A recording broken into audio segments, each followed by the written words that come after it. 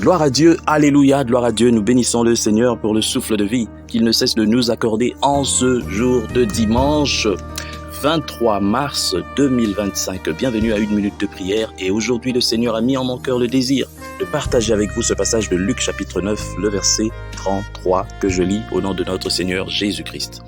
Il ne savait ce qu'il disait, On parle ici de l'apôtre Pierre. Pierre fut profondément impressionné par la transfiguration du Seigneur. Avant son martyre, dans sa deuxième épître, il parle de la majesté et de la gloire magnifique qu'il a vue de ses propres yeux et de la gloire du Père céleste qu'il a entendue. Mais, au moment de la transfiguration, l'œuvre du Seigneur n'était pas encore faite dans le cœur de Pierre. Pierre n'avait pas encore atteint le niveau requis pour vivre ces choses.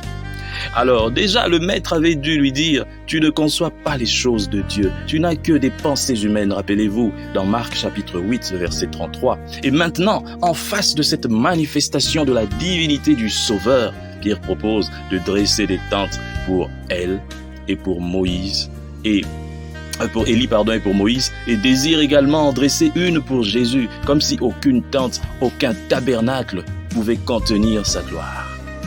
La manifestation charnelle, c'est la manifestation charnelle. Ça veut dire que Pierre n'avait pas encore atteint ce niveau, il n'avait pas encore été, il n'avait pas encore été impacté par le Saint-Esprit dans sa totalité. Voilà pourquoi il n'a pas compris la transfiguration. Il nous arrive, chers frères et sœurs dans le Seigneur, que nous puissions vivre des choses pareilles, mais que nous ne comprenons pas. Nous le voyons seulement d'un œil spirituel. Combien de fois n'avons-nous pas participé à des réunions de prière où des gens simples, des gens qui n'ont pas des qualités que nous pensons être, supérieurs, mais qui prient avec le cœur et à un moment, on sent qu'il y a quelque chose de différent à l'endroit. Mais lorsque nous regardons aux qualités, aux titres et tout ça, nous disons non, ça c'est du n'importe quoi. Et de fois, nous critiquons même. Pourtant, le Saint-Esprit est libre d'agir. Le Saint-Esprit peut toucher qui il veut. À un moment donné, celui qui possède déjà le Saint-Esprit peut en être rempli et le Saint-Esprit peut se manifester de différentes manières dans des réunions de prière. N'est-ce pas que, à l'origine du réveil, il y a des gens qui ont joué au piano alors qu'ils ne savaient même pas poser les doigts sur le piano. Il y a des gens qui ont parlé des langues existantes alors qu'ils ne connaissaient pas ces langues. Et ça d'ailleurs, ça repart encore plus loin parce que Pierre lui-même a fait cette expérience. Lorsqu'il était rempli du Saint-Esprit, il a fait cette expérience. Chers frères et sœurs dans le Seigneur, ne soyons pas bloqués, ne soyons pas carrés. Le Saint-Esprit peut se manifester comme il veut.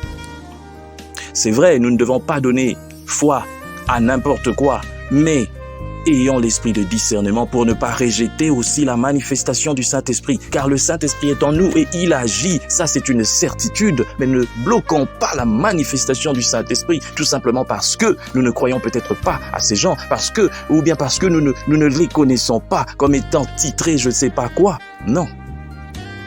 Le Saint-Esprit peut agir en n'importe qui, dans n'importe quel groupe. Et je crois encore en ce dimanche que le Saint-Esprit agira puissamment, puisqu'il est dans le cœur des croyants. Il peut agir puissamment et révéler des choses. Ne soyons pas carrés, mais ayons l'esprit de discernement. Que Dieu bénisse sa parole, qu'il bénisse tous ceux qui m'ont suivi et qu'il bénisse aussi ce dimanche pour nous tous qui avons suivi ce message. Qu'il bénisse notre pays, qu'il bénisse nos frères et sœurs à l'est du pays qui souffrent du martyre et que gloire soit rendue à Dieu lui-même au nom de Jésus-Christ. Amen.